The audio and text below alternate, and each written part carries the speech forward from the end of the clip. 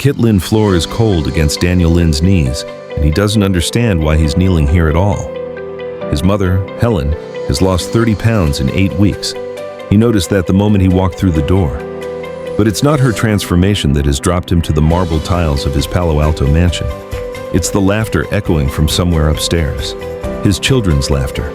A sound he hasn't heard in 18 months, since the morning Melissa collapsed in this very Kit Lin while making the twins breakfast. Now, a stranger, a young woman with flour in her dark hair and his daughter's hand in hers, stands in the doorway of his home office, and his 7-year-old children are dancing.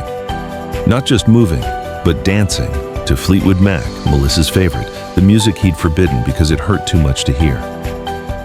The woman's name is Maya. His assistant hired her. He barely looked at her before leaving for Singapore 3 months ago. He needed someone to keep the household running while he buried himself in expansion deals and acquisition meetings.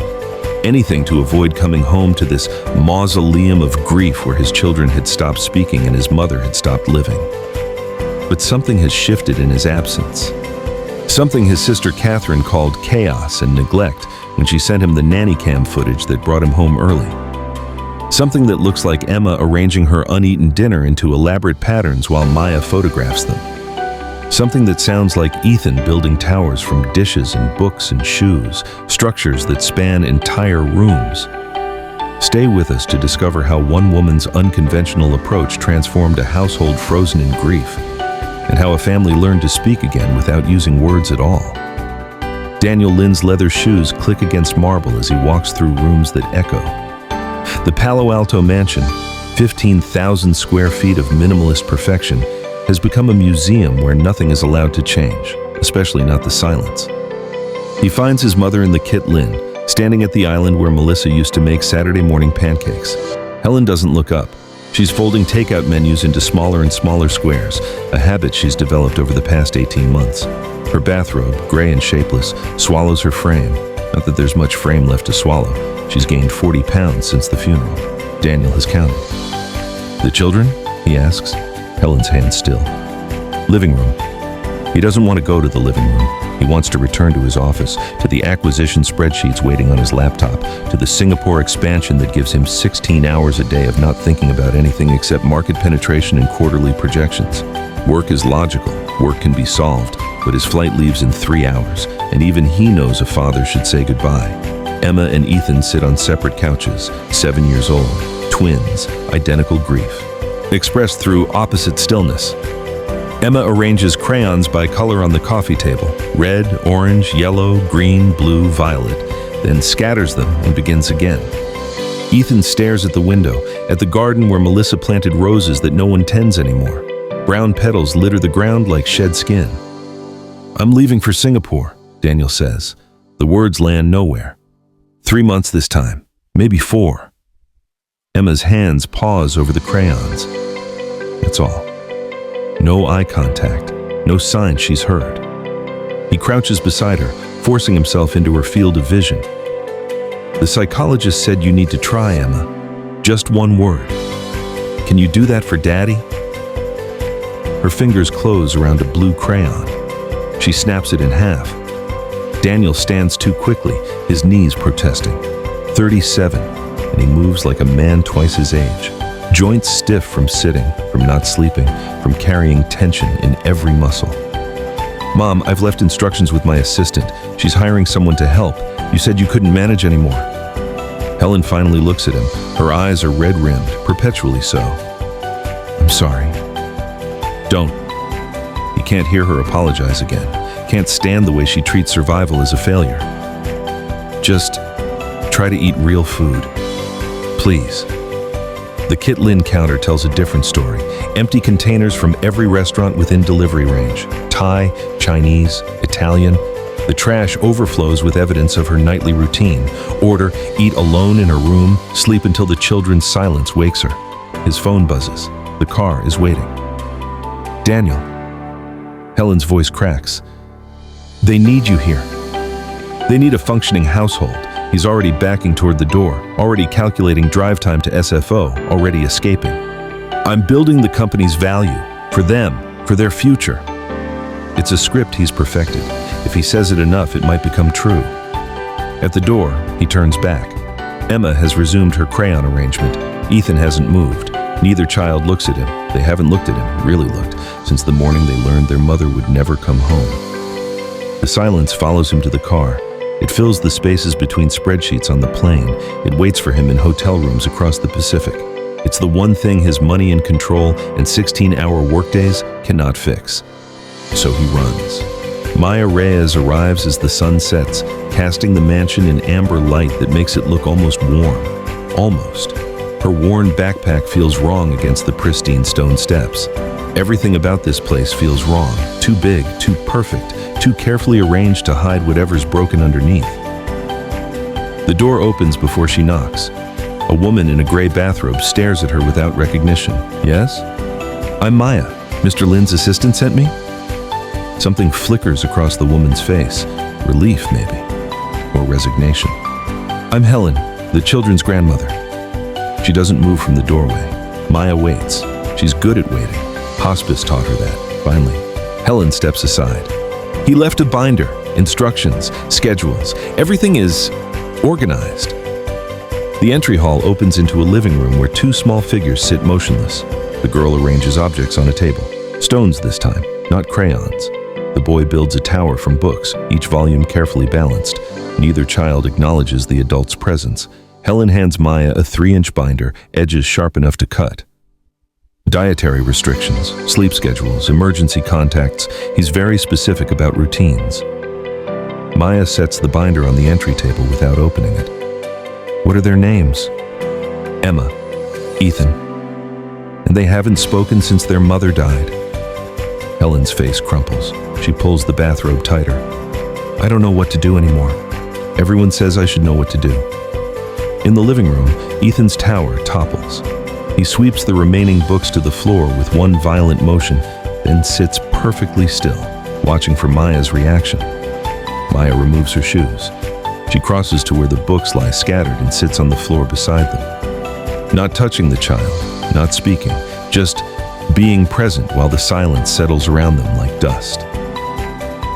Helen retreats upstairs with a paper bag that crinkles with takeout containers. Maya picks up a book and begins building her own tower. Her movements are slow, deliberate. When it falls, and she makes sure it falls, she lets the crash echo through the perfect house. Emma's hand still over her stones. That flicker of attention is enough, for now.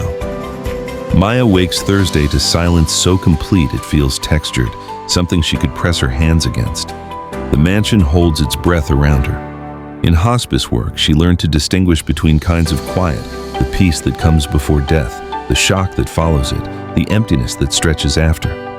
This house knows the third kind. She finds Emma in the Kit Lin before dawn, arranging cereal pieces on the counter, not eating, creating. Maya watches from the doorway as the girl's small fingers move with purpose, sorting colors into clusters, then pushing them into shapes. A circle, a star, something that might be a house or might be a cage. Can I join you? Maya asks softly, Emma's hand still. She doesn't look up, but she doesn't retreat either. Maya takes that as permission. She pulls cereal from the box and begins her own arrangement, a spiral, loose and imperfect. Emma glances sideways, then returns to her own design. They work in silence, the only sound the soft click of cereal against granite. When Emma finishes, she's created a pattern Maya recognizes from yesterday's dinner plate, scattered pieces radiating outward from an empty center, an explosion, or a star dying. Maya pulls out her phone and photographs it. Emma watches the screen, sees her creation preserved, and something shifts in her expression. Not quite a smile, but close. Friday, Maya starts a video journal. She speaks quietly into her phone while the children sleep, narrating what she's observed. Emma arranges food when she's anxious. Neat patterns mean she's trying to control something. Scattered pieces mean she feels broken. Stars seem to mean happy, or at least the memory of happy. She films Ethan's tower building, the careful placement followed by sudden destruction. She notes the correlation. Stable towers on calm mornings, violent demolitions when Helen mentions doctors or therapy. They're not being difficult, she whispers to the camera. They're speaking. We just don't understand the language yet. Thursday afternoon, she cooks her Lola's chicken adobo. garlic, soy sauce, vinegar. The smell sharp and comforting. She leaves Helen's door open. Waits. 30 minutes later, Helen appears at the top of the stairs. Her bathrobe hangs looser than it did Monday. She's hungry for more than food. "That smells like my mother's kit, Lynn," Helen says. "Different spices, but the same care. You're welcome to join us." Maya doesn't push, doesn't plead. Helen descends 3 steps, then stops. "I don't know how to sit with them. They just stare." They're listening, even when it looks like they're not. Friday morning, Maya introduces worry stones. They walk the garden, wild now, untended since Melissa died, and collect smooth rocks from the decorative pathways. Maya explains by doing rather than telling. She finds a stone and holds it, running her thumb over its surface. Emma understands immediately. She clutches a gray oval to her chest. Ethan picks 5, discarding 4 before settling on 1 with a sharp edge. They return to the house with pockets full of possibility. Emma places 1 on Daniel's desk, a offering to an absent father. Helen watches from her doorway, not joining, but not hiding either. Saturday, Daniel video calls during breakfast. Maya positions the laptop so he sees his children clean and seated, the kit Lynn tidy behind them. He asks the wrong questions. Did they sleep? Did they eat? Are they being good? And accepts Helen's fine without hearing the exhaustion underneath. He disconnects after 3 minutes. Maya looks at the blank screen, then at Emma, who's arranging toast crusts into a broken circle. The girl knows her father can't see her, knows he left without really looking. "He's scared," Maya says, and Emma's hands pause. Sometimes grown-ups run from the things that hurt most. Emma picks up her worry stone and squeezes it until her knuckles go white. Then she hands it to Maya, a gift or a burden or a question. Maya closes her fingers around it, feeling the weight of what's being asked. "Will you run too?" "I'm here," she says. "I'm staying." For now, it's enough. Sunday morning, Helen appears in the kit Lynn wearing real clothes. Maya looks up from cracking eggs and does a double take. Helen has on jeans, loose, but jeans nonetheless, and a sweater that isn't gray. Her hair is pulled back. She's lost 12 pounds, not from dieting, but from forgetting to hide. "I'd like to help," Helen says, and her voice cracks on the last word. "If that's okay, with breakfast." Maya hands her a bowl without ceremony. "Can you teach me to make champorado? I've only had it once at a friend's house." "I don't know Filipino cooking." Helen takes the bowl anyway. "Chocolate rice porridge, comfort food. I thought maybe you knew something similar." Helen's hands remember before her mind does. She reaches for rice, for cocoa powder, for milk. "My mother made something, sweet rice, when I was sick or sad." Emma and Ethan drift in, drawn by voices that don't sound tired. They watch their grandmother cook, really cook, for the first time since they can remember.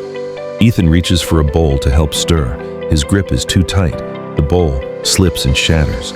He freezes, waiting for the anger, the disappointment, the proof that he ruins everything he touches. Maya simply hands him another bowl. "Try again." Helen echoes her. "Try again, sweetheart." Ethan stirs, gentler this time. The porridge thickens. Emma arranges toppings, bananas, coconut flakes, into a smiley face on her bowl. The first intentional smile she's created. Monday, they establish their ritual. At 9 a.m., they collect worry stones. Emma fills her pockets. Ethan finds 3 new ones. Helen joins them in the garden, moving slowly through overgrown paths where Melissa once planted roses now choked with weeds. "She'd hate this," Helen says, touching a brown petal. She loved making things grow. Emma kneels and pulls a weed. Small hands, small action, but a start. Tuesday becomes dough day. Maya teaches them to make bread from scratch: flour, water, yeast, salt, thyme. She shows them how to knead, pushing with the heel of their hands, folding, turning, pushing again. Ethan pounds his dough like an enemy. Flour explodes across the counter. His face is tight with rage he can't name. Maya matches his intensity, slamming her own dough. Sometimes it helps, getting it out. Helen works her dough more gently but with unexpected strength. Melissa loved baking. She was terrible at it. Everything came out burned or raw, or somehow both. Emma stops mid-knead. She'd laugh, Helen continues, memory softening her face. She'd burn cookies and laugh and order pizza instead. And it never mattered because she tried. She always tried. Emma reaches for flour and draws on the counter with careful fingers. A star made of 5 lines, her mother's name. The symbol she's been creating in food arrangements for weeks, thinking no one understood. Maya photographs it before it fades, preservation and permission. The flower star glows white against dark granite. Tell me about the cookies, Maya prompts Helen. Helen sits at the counter, watching the children work dough and tell silly stories. Melissa setting off the smoke detector, Melissa bringing experimental brownies to school bake sales. Questionable at best, Helen says. Melissa laughing at herself without shame. Emma, kneading dough, smiles, not at all. Anyone, not for show, just a small, genuine lift of her mouth that lasts 3 seconds and changes the air pressure in the room. She smiles because her mother existed, because someone remembers her as flawed and funny instead of perfect and gone, because grief can hold laughter without diminishing love. Maya captures it, the moment, not the smile itself. A photograph of Emma mid-kneed with flour in her hair and something like peace on her face. That night, after the children sleep, Maya reviews her video journal. 2 weeks of documentation, languages being created and translated, a family learning to exist in the same space without shattering. It's not healing, not yet, but it's learning to hold the broken pieces together while deciding what shape they might become. Catherine Lynn Morrison's heels announce her arrival before she reaches the Kit Lynn. Sharp clicks against marble, each step a judgment. Maya looks up from washing flour off Emma's hands and knows immediately, this woman has come to fix things that aren't broken. What is this? Catherine gestures at the counter where dough rises in misshapen lumps, at the flour dusting every surface, at Helen dancing to some Filipino pop song Maya taught her, at the children, the silent, traumatized children, giggling as Ethan tries to balance a mixing bowl on his head. We're making pandesal, Maya says evenly. Filipino bread rolls. Where's the structure? The schedule? Catherine picks up Daniel's binder from where it's been gathering dust on the counter. He left explicit instructions. Helen stops mid-dance. The music continues, incongruous now. Catherine, they're happy. They're regressing. Catherine's voice sharpens. No therapy, no specialists, just chaos. She turns to Maya. What are your qualifications?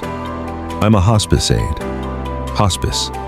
Catherine tastes the word like poison. You care for the dying. These children need to live. Emma's hands still in the dishwater. Maya feels the girl's body tense beside her. They are living, Maya says quietly. For the first time in 18 months. Over the next 10 days, Catherine wages war with surveillance.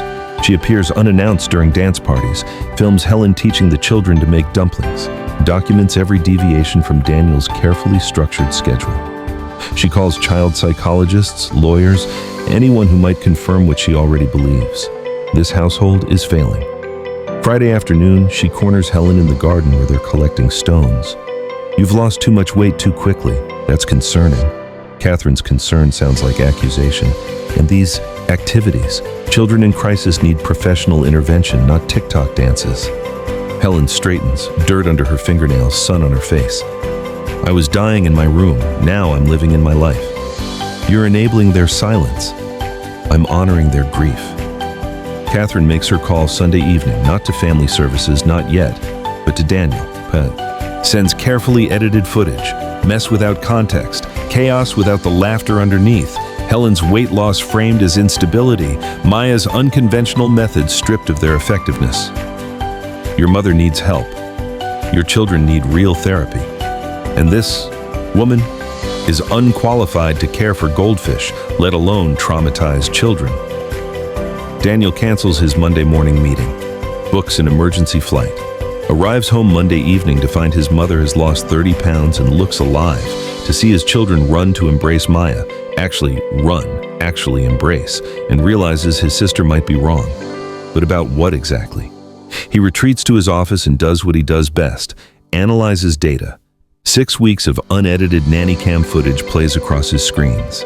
He watches Maya sit in silence with his children for 40-minute stretches. Emma's food language evolving from random scatters to complex messages. Ethan's buildings growing more stable, less destructive. Helen emerging from a room, losing weight through joy rather than diets. His children laughing during dance parties to Melissa's music, the music he'd forbidden because it hurt too much to hear. At 3 a.m., something breaks inside him. Not grief, though that's there. Something harder. The belief that control could prevent catastrophe, that work could substitute for presence, that running honored Melissa better than staying. He finds Maya in the Kit Lin, packing her worn backpack. Catherine said, she begins. Stay. The word catches in his throat. Please, show me what you see. Maya searches his face for the trap, the condition, the escape hatch, finds only exhaustion and something that might be hope. Okay, she says, but you have to actually look. Wednesday morning, Maya shows Daniel 6 weeks of documentation he never truly watched while it was happening. Her phone screen glows between them at the Kit Lin table, the house still sleeping around them. This is Emma's food language. Maya swipes through photographs, 17 distinct patterns so far. This broken circle means, I miss Mama. These nested stars mean, I feel safe. This scattered explosion, when did she make that? Daniel leans closer. After your last video call, when you asked if she was being good. The explosion pattern burns itself into his memory. His daughter's pain, arranged in pasta and peas. Maya continues. Ethan's buildings predict his emotional state. Count the layers. 5 or more means he slept well, felt secure. 3 or less means nightmares. When he destroys them violently, something triggered trauma. When he carefully dismantles them, he's processing. Processing what? Grief, fear, the impermanence of everything he loves. Daniel watches video after video. His children speaking volumes through arrangements and constructions. His mother teaching them to make dumplings the way Melissa loved, badly, with laughter, without shame. Maya photographing everything, narrating observations, in soft Tagalog mixed with English. You've been documenting all of this for me. For them, but yes, also for you. Thursday, Maya invites him to join Worry Stone Walk. Emma immediately finds a jagged black stone and hands it to him. His worry is sharp and dark. Daniel breaks down crying right there in the garden his wife planted. Roses now overgrown with weeds, everything beautiful and dying at once. His children embrace him. Actually, embrace him, their small bodies pressed against his, holding him through the shaking. They sit together on the ground, not talking, just being. Helen watches from the porch, hand over her mouth. Maya photographs it. The millionaire CEO covered in dirt and tears, being held by the children he couldn't fix, finally broken enough to heal. Friday is dough day.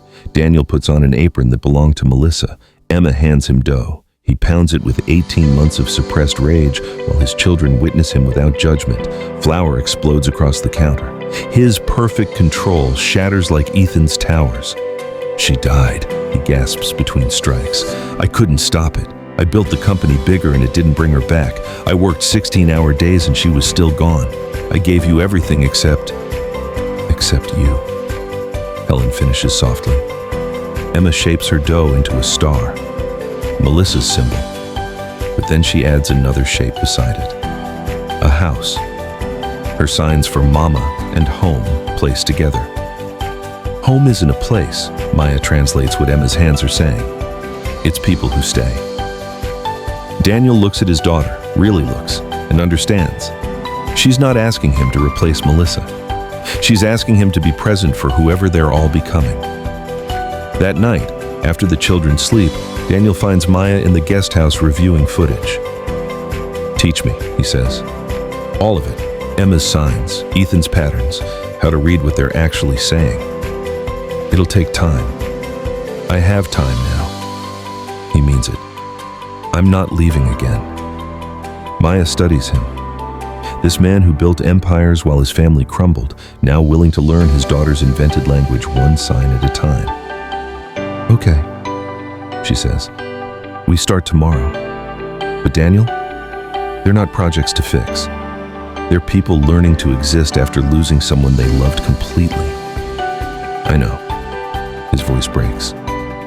So am I. Wednesday morning, Maya's phone glows between them at the Kit Lin table while the house sleeps around them. Daniel hasn't slept. The nanny cam footage played through the night behind his eyelids even when he closed them. "This is Emma's food language," Maya says, swiping through photographs. Her voice is soft in the pre-dawn quiet. 17 patterns I've documented. This broken circle, she made it the night you left. It means, I miss Mama. Daniel leans closer, pasta arranged in careful chaos, his daughter's grief spelled in rigatoni. These nested stars mean, I feel safe. This scattered explosion. Maya pauses, watching his face. After your last video call. The explosion pattern burns itself into his memory. He'd asked if she was being good. As if goodness could be measured in silence, Maya continues through her documentation like a translator revealing a hidden language. Ethan's towers predict his emotional state.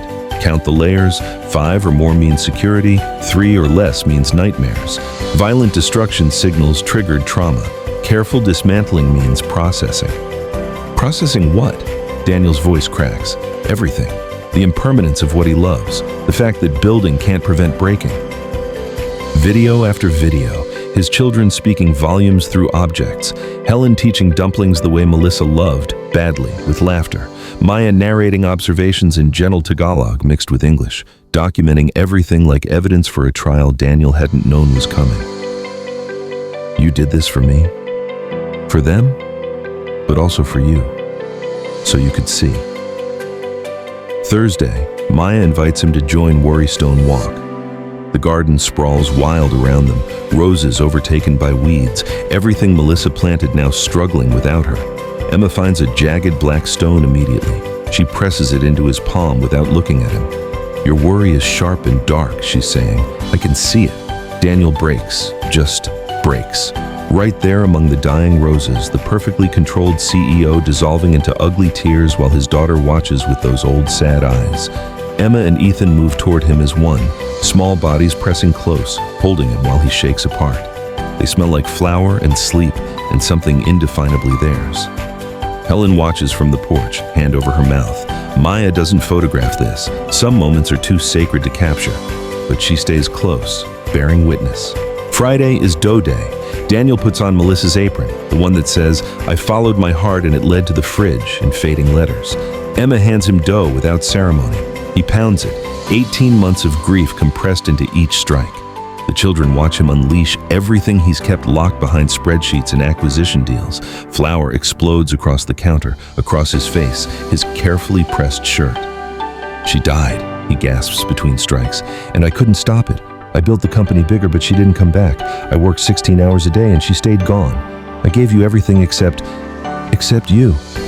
Helen finishes from the doorway.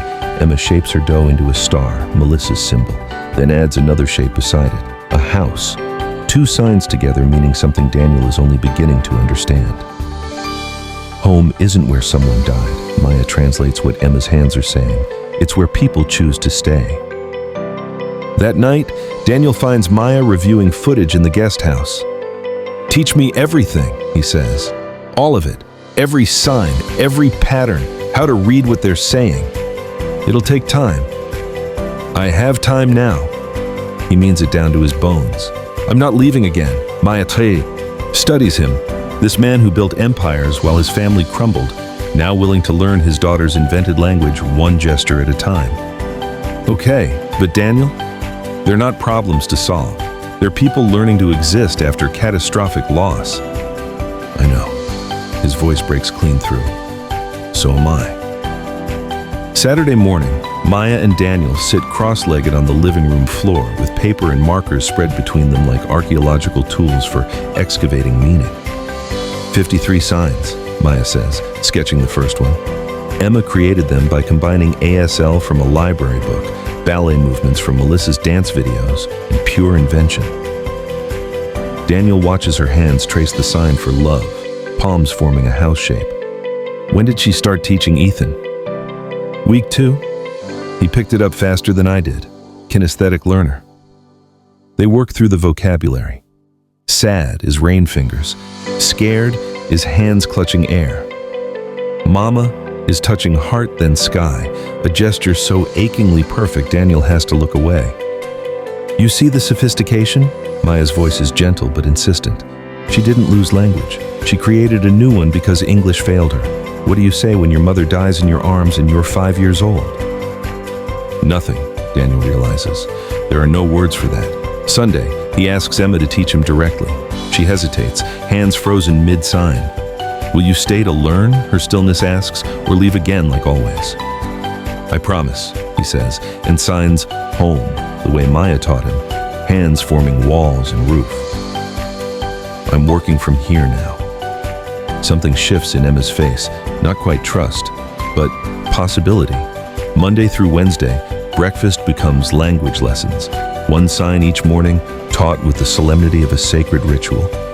Wednesday evening, Helen appears carrying Melissa's recipe box, the one they've all avoided touching, as if opening it might let the last of her escape.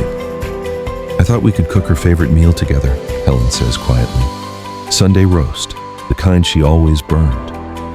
Emma signs yes immediately, palms together, opening like a book. Then she creates a new sign, overlapping hands forming a circle, pulling together, then apart, then together again. Family. The kind that breaks and rebuilds. Ethan nods once, solemn as a judge. Maya photographs the recipe cards, cream-colored, edges worn soft, Melissa's handwriting slanting across them like proof of existence. Their hands crowd into the frame, all touching the paper that touched her hands. That night, after the children sleep, Maya finds Daniel at Melissa's desk, surrounded by photographs he's arranged into patterns. I'm trying to learn her visual language too, he says, to see the way Emma sees. What do you notice? Melissa is everywhere, in the Kit Lin light, in the way Emma holds her pencil, in Ethan's laugh when he thinks no one's listening. He looks up, eyes red. I tried to erase her by working. Thought if I didn't look at her pictures, didn't play her music, didn't let myself remember, maybe it would hurt less. Did it work? No, it just made me disappear too. Maya sits beside him. Emma spent 6 weeks creating a language to talk about grief without talking about grief. You spent 18 months building a company to avoid feeling what you're feeling right now. Which approach is healthier? Neither, both. Grief doesn't grade on a curve. She touches his shoulder briefly. But at least Emma's language builds connection. Yours built walls. Daniel returns to the photographs. Melissa laughing in their old apartment, Melissa pregnant with the twins, Melissa teaching Emma to make cookies. Every moment a small death now, because the future died with her. Teach me to document like you do, he says, to see the truth in what they're creating instead of just the mess. Maya hands him her camera. Through the lens, everything looks different, more alive, more purposeful. He photographs Emma's food arrangements from that afternoon. Through the viewfinder, the scattered cereal becomes a constellation mapping some internal weather system. You're learning, Maya says. He is. Slowly. One sign, one photograph, one moment of presence at a time. Thursday through Saturday, the household prepares for what Helen calls Melissa's meal, the Sunday roast she loved to make and inevitably ruin. Emma finds her mother's handwritten recipe card, edges soft with age and stained with something that might be gravy or might be wine. The handwriting loops across the paper like evidence of a life lived messily and fully. Daniel photographs the card before they begin. He's learning Maya's documentation method, understanding now that some moments deserve preservation, not despite their imperfection, but because of it. She could burn water, Helen says, running her finger over Melissa's scrawled notes. Every Sunday she'd try. Every Sunday we'd order pizza by 6. Emma's hands still over the potatoes she's been peeling. She looks at her grandmother, then at the recipe card, then slowly, deliberately, she peels a potato completely wrong, leaving half the skin on in uneven patches. Helen laughs. Actually laughs. Exactly like your mother. They cook together through the afternoon. Daniel burns the Yorkshire pudding. Ethan oversalts the gravy. Emma arranges roasted vegetables into a star pattern before Helen gently reminds her that some food is meant to be eaten, not displayed. Though knowing Melissa, Helen adds, she'd have photographed it first anyway. Maya adds Filipino touches, garlic rice alongside the roasted potatoes, lumpia as an appetizer. Fusion food for a fusion family, built from broken pieces that no longer fit their original shapes. Sunday evening, they gather around the dining room table that hasn't been used since the funeral. Daniel sits in his usual spot. Helen takes hers. But Melissa's chair remains empty, and everyone feels the weight of that absence. Emma signs. Something. Hands forming a house, then opening like a door. She's asking if we should leave a place for Mama, Maya translates. Daniel's throat closes. He can't speak, can only nod. Helen sets a plate at Melissa's place. They fill it with food, burned Yorkshire pudding, oversalted gravy, perfectly imperfect everything. To Melissa, Helen says, raising her water glass, who taught us that trying matters more than succeeding. They eat in silence first.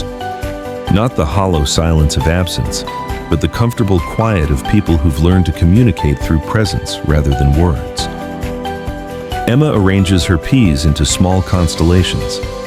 Ethan taps a rhythm on the table edge with his fork. Helen tells stories between bites. She proposed to Daniel, Helen says suddenly. Did you know that? He was planning this elaborate restaurant thing, and she just asked him one Tuesday morning over burned toast. Daniel remembers. The toast had been carbonized. Melissa had been laughing. He'd said yes before she finished the question. She was fearless about the things that mattered, Helen continues. Afraid of spiders, wouldn't watch scary movies, cried during commercials, but fearless about love. Emma reaches across the table and takes Maya's hand, then Ethan's, then Daniel's. They form a chain around the table, circling the empty seat where Melissa should be. Daniel realizes what his daughter is saying without words. We're still connected, even through the gap, especially through the gap. They create a new tradition that night. Silent Sundays will begin with cooking together, with no pressure for conversation. They'll share the meal in quiet communion, letting food and presence speak. Then slowly, gradually, they'll add words, stories about Melissa, about their week, about anything and nothing. Not because silence is wrong, because sometimes grief and joy need both languages. As they clear dishes later, Emma pauses by Melissa's untouched plate. She takes a single pea from it and slips it into her pocket. Maya watches but doesn't question. Some rituals are too sacred to name. Monday morning arrives bright and hostile. Catherine returns with a woman whose credentials precede her like armor. Dr. Patricia Whitmore, child psychologist, published author, expert witness in 43 custody cases. I'm here to conduct a psychological evaluation, Dr. Whitmore announces, setting her leather briefcase on the entry table. She doesn't ask permission, doesn't acknowledge Maya beyond a dismissive glance. Daniel meets them in the foyer, still wearing his apron from breakfast. Flour dusts his shoulder. Catherine, you can't just... I can when children's welfare is at stake. Catherine's voice carries the certainty of someone who's never doubted her own righteousness. Dr. Whitmore specializes in elective mutism. Selective mutism, Dr. Whitmore corrects smoothly, and based on preliminary reports, these children require immediate intervention. Maya appears. From the kit Lynn, Helen behind her. The twins follow, curious about the sharp voices in their home. Dr. Whitmore studies them clinically. Emma and Ethan Lynn, I'm Dr. Whitmore. I'd like to talk with you. Emma's hands move to her pockets, seeking her worry stone. Ethan edges closer to his sister. They don't speak, Daniel says carefully, but they communicate very effectively through nonverbal avoidance behaviors. Dr. Whitmore opens her briefcase and extracts standardized assessment forms, which is precisely what concerns me. Over the next 3 hours, Dr. Whitmore observes, tests, and interviews. She asks Emma to use your words, marking non-responsive when Emma signs instead. She questions Maya's qualifications, Helen's weight loss, and the unstructured environment lacking appropriate therapeutic intervention. She watches Emma arrange crackers during snack time and sees dysfunction rather than communication. She watches Ethan build and carefully dismantle a block tower and sees regression rather than processing. Most damningly, she asks the children about their mother. Do you miss Mommy? Dr. Whitmore asks Emma. Can you tell me about the last time you saw her? Emma goes statue still. The question hits like a physical blow. She was there when Melissa collapsed. She called 911. She tried to help while her mother died. Dr. Whitmore marks something on her clipboard. Avoidance of trauma-related discussion, significant concern. She doesn't understand that Emma talks about Melissa constantly, through every food arrangement, every photographed moment, every sign she's invented. She speaks her mother's name in a language Dr. Whitmore refuses to learn. Tuesday, the report arrives. Daniel reads it in his office while his world tilts. The Lin children demonstrate elective mutism requiring intensive residential treatment. The current household lacks appropriate structure and professional intervention. The grandmother shows signs of mental instability. The hired caregiver possesses no relevant credentials. Recommend immediate removal to therapeutic foster placement pending comprehensive evaluation. Wednesday morning, the formal petition arrives. Catherine is seeking emergency custody, citing parental neglect and Daniel's history of abandonment through extended business travel. The preliminary hearing is scheduled for 10 days from now. Daniel brings the documents to the Kit Lin, where his makeshift family prepares breakfast. Emma is teaching Helen a new sign. Ethan is practicing piano scales, Melissa's favorite warm-up. Maya is documenting everything with quiet determination. He sets the papers on the counter. Catherine is trying to take them. The scales stop. Emma's hands freeze mid-sign. "We fight," Maya says simply, but her eyes are scared. She's a hospice aide with no credentials going against a child psychologist with 43 custody case wins. Helen sinks into a chair. "This is my fault. I should have been stronger." "No," Daniel's voice cuts through the spiral. "This is about whether they trust us to know what our children need better than experts who've spent 3 hours with them." Emma scatters her cereal violently, the sign for danger, for everything breaking apart. Ethan builds a tower from his breakfast dishes, then crushes it to pieces, their invented language screaming, "Not again! Don't let them separate us again!" Thursday morning arrives with the weight of 10 days hanging over them like a guillotine blade. Sharon Reeves sits at the Kit Lin table with her leather briefcase open, legal pads arranged in precise rows. She's Daniel's third call.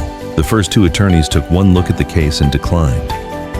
"Family court judges want to hear children speak," Sharon says, her voice matter-of-fact in a way that feels almost cruel. Emma's sign language, however sophisticated, may not be recognized as legitimate communication by the court. Maya's fingers tighten around her coffee mug. But it is communication, documented, consistent, sophisticated. "I believe you." Sharon's eyes are kind, but her words aren't. The judge might not. Dr. Whitmore will testify that silence equals pathology, that your methods enable avoidance. She turns to Daniel. "Your history of extended business travel will be used as evidence of abandonment." Helen makes a sound like she's been struck. "They can't take them. They're healing. Anyone can see. The court sees what experts tell them to see." Sharon pulls out Dr. Whitmore's report, thick with clinical language and diagnostic codes. This recommends residential treatment, separation from the household. It's damning. Emma appears in the doorway, silent as always, holding her worry stone. She's been clutching it since Wednesday night when Daniel received the custody petition. Maya wonders if the stone will crack from the pressure. "Can we win?" Daniel asks. Sharon meets his eyes. "Honestly, I don't know. I've never seen a case like this. Children testifying without words, a hospice aide with no credentials, a grandmother who'll have to admit she was barely functional 2 months ago." She closes the report. "But I've also never seen documentation like Maya's, or an invented language that actually works, or a family this determined to stay together." Friday, despair settles over the household like fog. Daniel considers settling. Shared custody with Catherine, supervised visits, anything to avoid traumatizing the children in court. Helen orders Chinese food and retreats to her room for the first time in weeks. Maya finds her sitting on the bed surrounded by empty containers, crying. "I'm the reason they'll lose them," Helen says. "I'm the grandmother who couldn't cope, who got fat and gave up." Maya sits beside her. "You're the grandmother who survived, who came back, who learned to dance again." The court won't see it that way. Then we make them see it our way. Saturday morning, Maya asks Emma a question. "How do we show them your language works?" Emma's hands move through signs, thinking, problem-solving, considering. Then she takes Maya's hand and leads her to the blank living room wall, the wall where family photos used to hang before Daniel took them down because looking hurt too much. Emma signs a word Maya taught her, story. Then another, us. Then she pulls out her collection of Melissa's photographs from where she's been keeping them hidden under her bed. By noon, the entire household is working. Emma arranges photographs chronologically on the wall, Melissa pregnant, Melissa with newborn twins, Melissa teaching Emma to dance, Melissa's last birthday. Between the photographs, Emma places their worry stones, each one marking a moment in their healing. She connects them with red yarn, forming the shapes of her sign language. Ethan adds sheet music, Melissa's Chopin Nocturne and his own composition, the variation he's been working on in secret. Daniel photographs each element, creating digital backups and building a presentation. Helen writes memories in her careful handwriting, observations of the children's transformation.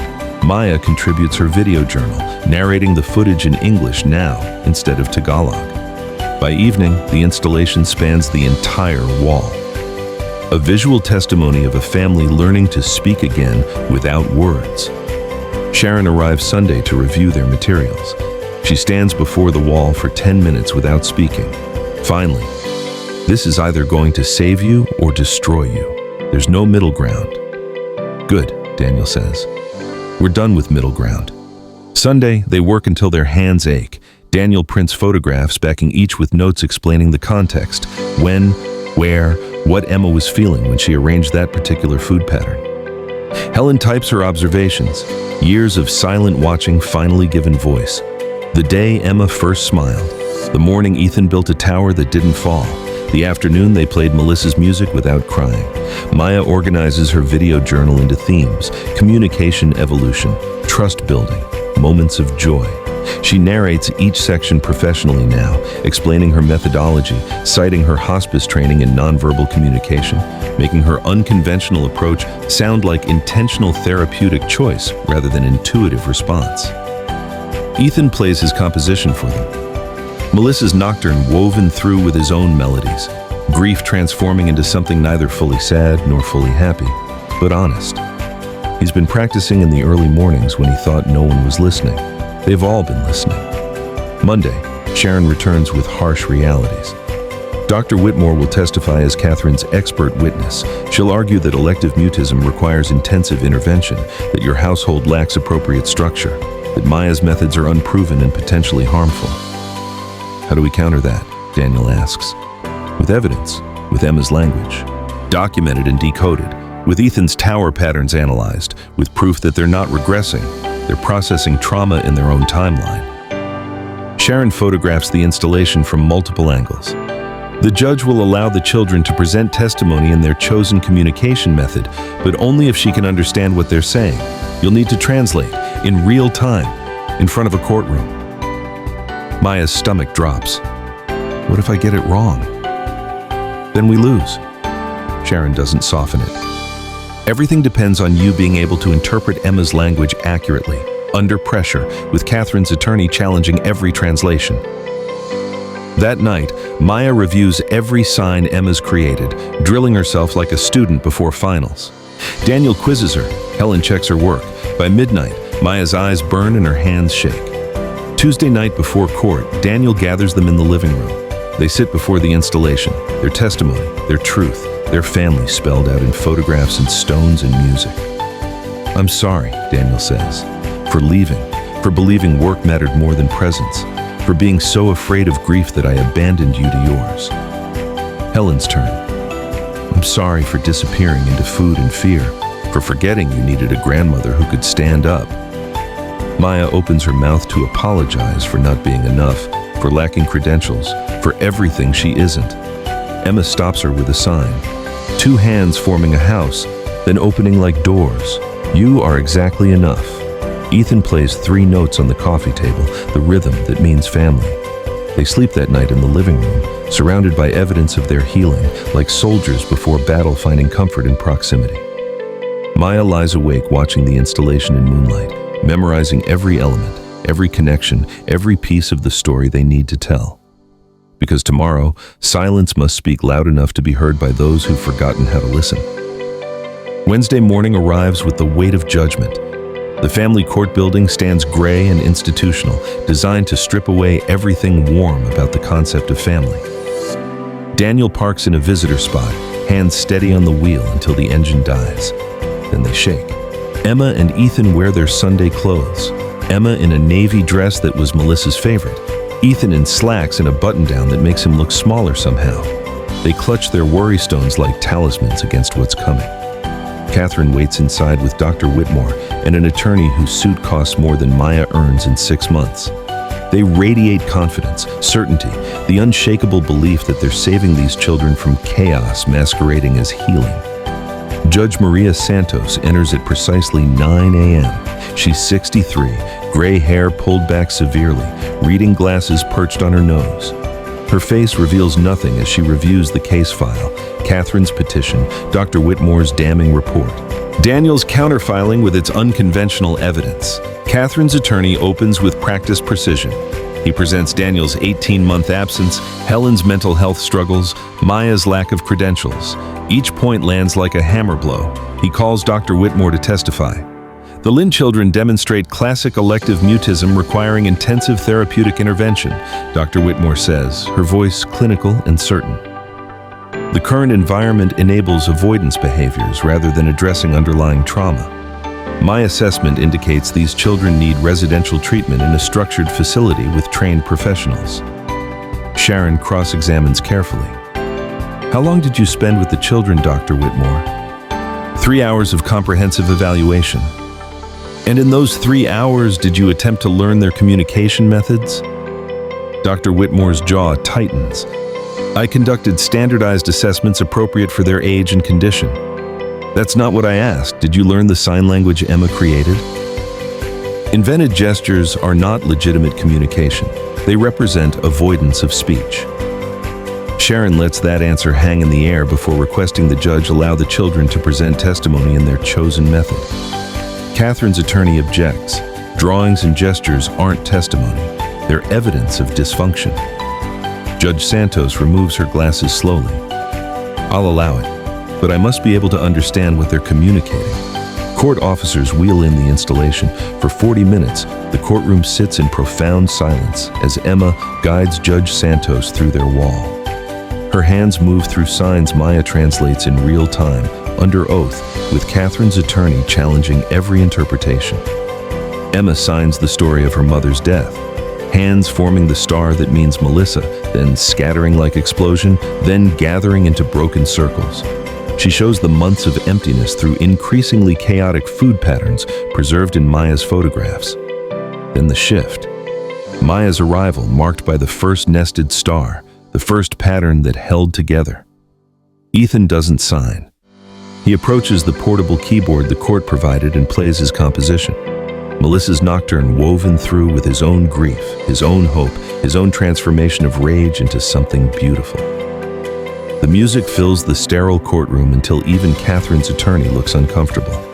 When the notes fade, Emma makes one final sign. She takes Judge Santos's hand and leads her to specific photographs. Melissa laughing, the scattered food at their lowest point. Maya sitting on the floor with them, all of them cooking together. Daniel covered in flour, crying but healing. Emma's hands form the sign for home, overlapping hands creating and recreating a circle. Then she signs directly to the judge. Home is people who stay. Judge Santos calls recess. Her eyes are wet as she exits to chambers. The afternoon session begins with testimony from Helen and Daniel. Helen admits her failures honestly. The weight gain, the retreat, the months she barely functioned.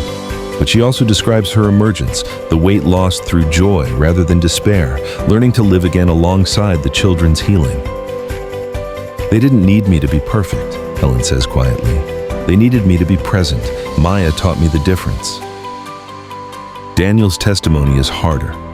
Catherine's attorney dismantles his absence methodically. Every business trip, every missed bedtime, every video call where he asked surface questions and accepted surface answers. You abandoned them when they needed you most, the attorney says. Yes. Daniel doesn't flinch from it. I ran because grief terrified me, because I thought providing financially was the same as providing emotionally. I was catastrophically wrong.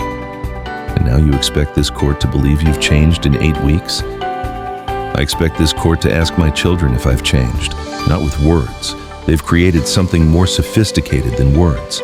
Ask them in the language they built from trauma and creativity and desperate need to be understood. The attorney pivots to Maya, attacking her credentials, her methods, her presumption that intuition trumps professional training.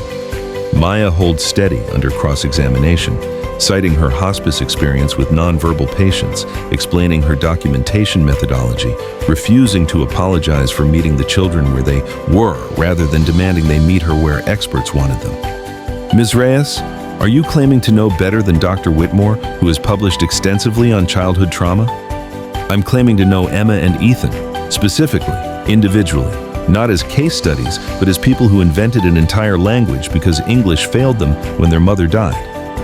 Dr. Whitmore takes the stand again, insisting the children's silence indicates pathology requiring intensive intervention. Sharon plays video footage, Emma and Ethan communicating complex concepts through signs, building increasingly sophisticated conversations, demonstrating linguistic creativity that rivals spoken language development. Is this pathology, Sharon asks, or is this innovation? It's avoidance of proper speech development, or is it creation of alternative speech when traditional methods proved inadequate to express grief so enormous it had no words? Judge Santos watches the footage in silence. The courtroom sees what the camera captured, 2 children speaking fluently in a language built from necessity, beauty, and love. Catherine takes the stand, genuinely believing she's protecting her niece and nephew. She describes the chaos, the lack of structure, her sister-in-law's death, leaving these children vulnerable to unproven methods by unqualified caregivers. Emma signs something urgent. Maya translates, "She never asked what we needed. She told us what we should be." Catherine's face crumbles at the translation. Judge Santos leans forward. "Emma, can you tell me, in any way you choose, if you feel safe at home?" Emma doesn't hesitate. She leads the judge back to the installation, pointing to the progression from broken to whole. Then she takes her father's hand, her grandmother's, Maya's, Ethan's. She forms them into a circle and signs, "This is safe. This is home. This is family." Judge Santos returns to her bench. The courtroom holds its collective breath. "I've presided over family court for 23 years, the judge begins. "I've seen children testify in words Judge Santos's ruling echoes in Daniel's mind as they leave the courthouse. Daniel Lynn retains full custody with conditions. Mrs. Reyes must formalize her role. Mrs. Lynn must continue documented wellness. Most significantly, this installation will be photographed for court record.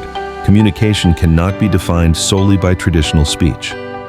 Catherine was granted supervised visitation if she learns Emma's sign language. First Sunday after trial, they gather for their ritual. The silence feels different now, chosen rather than imposed, peaceful rather than hollow. Helen has stabilized at a healthy weight and enrolled in culinary school. Daniel sold his company shares to work from home as a consultant. Maya accepted the formal role of family counselor and moved into the guest house permanently. Catherine appears for her first supervised visit, awkwardly attempting Emma's signs. Emma corrects her gently, hands patient where they might have been closed. The beginning of reconciliation, slow as healing always is. During dinner, they share the week through their languages, Emma's food arrangements growing more playful than desperate, Ethan's piano compositions incorporating joy alongside grief, Helen's new recipes that honor Melissa without being trapped by her absence, Daniel's photographs capturing moments rather than trying to control them. 3 months later, the installation has expanded across 2 living room walls, growing as their family grows. New photographs join old ones, Maya teaching them to make lumpia, Catherine learning to sign "I'm sorry," Daniel on the floor building block towers with Ethan that are meant to fall. Emma arranges dinner on her plate, a perfect star surrounded by smaller stars, Melissa and all of them, together through absence and presence both. That night, Maya finds Emma standing before the installation, touching Melissa's photographs with gentle fingers. Emma turns, and for the first time since the funeral, speaks aloud. 2 words, whispered but clear. "You stayed." Not "thank you" or "I love you," though both are implied. But the deepest truth, Maya stayed when staying was hard, when credentials said she wasn't enough, when experts insisted she was wrong. She stayed. "I told you I would," Maya says, her own voice breaking. Emma signs the rest, hands moving through the language she created. "You stayed when Dad left, when Nana hid, when everyone said we were broken. You stayed and said we were just speaking differently." Maya pulls her close. Over Emma's head, she sees their reflection in the dark window. Woman and child, neither related by blood, both choosing each other anyway. Later, they gather for their Sunday ritual. They begin in silence, as always, hands speaking Emma's language, Ethan's music accompanying like a heartbeat. Daniel photographs a moment, all of them around the table, Melissa's empty chair no longer haunting, but honored, the space holding memory without demanding they live there. Then, slowly, naturally, they add words, English, Tagalog, memories. Helen tells a story about Melissa that makes them laugh. Daniel admits he's scared of failing them again. Catherine, present via video call, apologizes in halting signs for trying to fix rather than understand. Emma listens to all of it, then signs something that Maya translates for those still learning. We're not the family Mama left. We're the family we're becoming. Both things can be true. They are a family built not from replacing what was lost, but from finding courage to construct something unprecedented from the broken pieces. They speak in languages that honor both grief and hope, silence and speech, the mother who died and the people who stayed. Some families don't need words to speak. They need someone brave enough to listen to their silence and then teach the world how to hear it.